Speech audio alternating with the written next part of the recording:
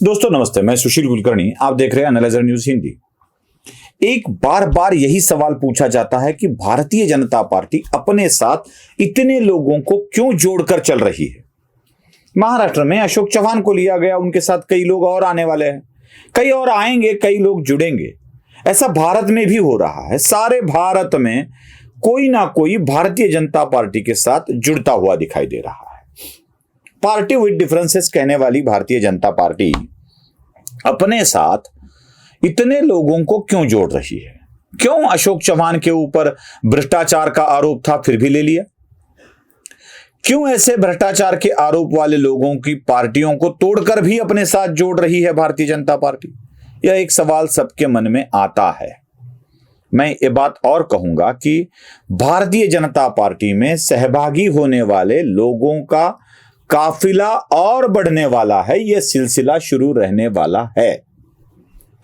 क्यों रहने वाला है? तो इसके लिए हमें अपने ही लोकतंत्र के सौंदर्य और मर्यादा को देखना पड़ेगा। क्या है हमारे लोकतंत्र का सौंदर्य और मर्यादा?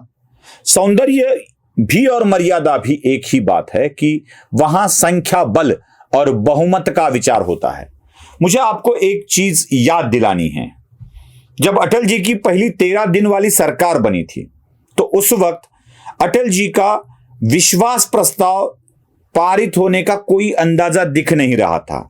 अटल जी खुद सभागार में कह रहे थे कि ऐसी पॉलिटिकल अस्पृश्यता नहीं होनी चाहिए, और वह सभापति के सामने अपना भाषण करते हैं और वो कहते हैं, सभापति महोदय, संख्या बल के सामने अपना सर झुकाते हुए इस्तीफा राष्ट्रपति महोदय को सौंपने जा रहा हूं। और वह विश्वास मत को सामने जाए बिना ही इस्तीफा दे देते हैं। अटल जी की सरकार को संख्या बल के सामने अपना सर झुकाना पड़ा था। वह फिर से एक बार हुआ था, एक मत वाले जब सरकार गिरी थी तब भी हुआ था। एक ही मत के कारण अटल जी की सरकार गिरी हुई थी, तब भी नैतिकता का पाठ पढ़ाया गया था और कहा गया था कि उड़ीसा के मुख्यमंत्री इस विश्वास प्रस्ताव में शामिल हो न हो, उनकी नैतिकता पर छोड़ा जाता है। संख्या बल यह सौंदर्य भी है और मर्यादा भी है। बता दूं कि किसका हाथ ऊपर है यह देखा नहीं जाता। संसद में कितने हाथ ऊपर किए गए हैं यह देखा जाता है। हाथों को गिना जाता है, किसका हाथ है यह देखा नहीं जाता। इस प्रस्ताव में आप जो भी सहमत हो वो हां कहे या हाथ ऊपर करे। ऐसा अध्यक्ष ने कह दिया तो हाथ ऊपर हो जाते हैं या हां आवाज आती है। तब सभापति कहते हैं, मुझे लगता है कि बहुमत हां की तरफ है या ना की तरफ है। यही बात होती है। हाथ किसका ऊपर है यह देखा नहीं जाता, हाथ कितने ऊपर है यह देखा जाता है। बस ऊपर उठाए हाथ, यह संख्या बल होता है। यही हमारे संसदीय लोकतंत्र का सौंदर्य भी होता है और मर्यादा भी होती है। बता दूं क्या मर्यादा और क्या सौंदर्य? लोकसभा में जिस वक्त फूलन देवी और सुषमा स्वराज एक बार ही बैठते थे, फूलन देवी तो दस्यु सुंदरी थी, डाकू थी, न जाने कितनों को मारा था, आत्मसमर्पण करके वो लौट आई थी। फिर समाजवादी पार्टी ने उन्हें संसद का टिकट भी दिया था, चुनकर भी आई थी फुलपुर से। और सुषमा स्वराज वह भी संसद में हुआ करती थी, लोकसभा में हुआ करती थी। और सुषमा स्वराज, फूलन देवी दोनों एक ही संसद में बैठते थे।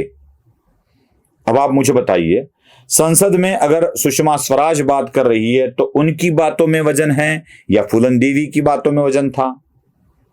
स्वाभाविक है, सुषमा स्वराज एक अभ्यासु, एक तेजपुंज नेता थी, फूलन देवी वैसे नहीं थी। उनके सुषमा जी के वक्तव्य में बहुत ही तेज हुआ करता था, बहुत ही अभ्यास हुआ करता था। फूलन देवी के वक्तव्य में वो नहीं दिखाई देता था, ताकि वो बोले भी तो क्या बोले, यही सवाल फूलन देवी के मन में होता था। लेकिन जब सुषमा जी और फूलन देवी किसी प्रस्ताव के मत में या विरोध में अपना हाथ ऊपर करती थी तो दोनों के हाथों का मूल्य ही समान था। एक मत सुषमा जी को था, एक मत फूलन देवी को था।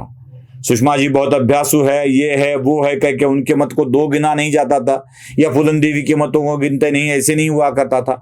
दोनों के मतों का मूल्य समान था। जब जेल से छुटकर छगन भुजबल महाराष्ट्र की विधानसभा में वोट देने आए थे तो उनके वोट का भी मूल्य वही था जो कभी जेल में भी गए नहीं थे। देवेंद्र फडणवीस के मतों का मूल्य भी उतना था जितना छगन भुजबल के मतों का मूल्य था। राज्यसभा में जेल से मतदान करने आए संजय सिंह के मतों का मूल्य भी उतना ही था जितना अटल जी के मतों का मूल्य था।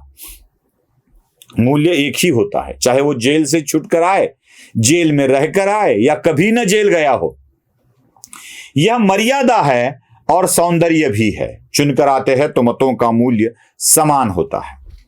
बाकी छोड़ दीजिए, भारत के राष्ट्रपति अगर चुनाव के बूथ में जाते हैं और वोट करके आते हैं तो उनका वोट भी एक ही वोट माना जाता है। भारत के प्रधानमंत्री अपने गांव में जाकर अगर वोटिंग करते हैं तो उनका वोट भी वही कीमत का होता है।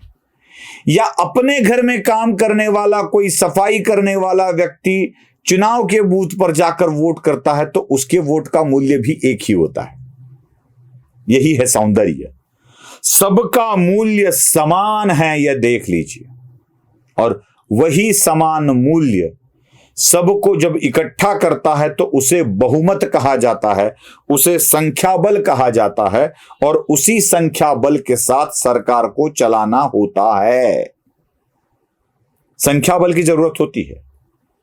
और संख्या बल देखते वक्त ये सर किसका है ये देखा नहीं जाता, सरों को गिना जाता है। कितने सर है? 1 2 3। ये 100 सर वाली सभागार है, इसमें 51 चाहिए। जिसके पक्ष में 51 है वो हो गया राजा, उसकी हो गई जीत। जिसके पास 49 है वो नहीं जीता, भले ही 49 है वो नहीं जीता। 51 जिसके पास है उसकी हुई जीत, उसका हुआ सच। यह इस संसदीय लोकतंत्र की मर्यादा को ध्यान में रखते हुए अपने पास हमेशा बहुमत और संख्या बल होना आवश्यक है। अटल जी की सरकार थी, बहुमत तो था लेकिन भिन्न भिन्न विचारधाराओं को साथ लेकर बनाया हुआ बहुमत था।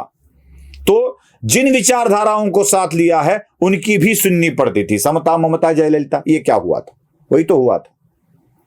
उन विचारधाराओं को साथ लेकर चलना पड़ता था। जब नरेंद्र मोदी के पास बहुमत आया तो धारा 370 हटी।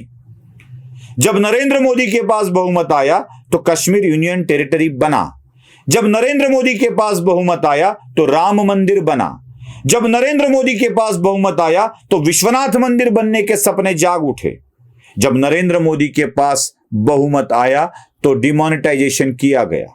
जब नरेंद्र मोदी के पास बहुमत आया तो इस देश में अखंडता और राष्ट्रीयत्व की भावना बढ़ाने के लिए सीएए का कानून लागू हुआ। यही होता है जब बहुमत होता है।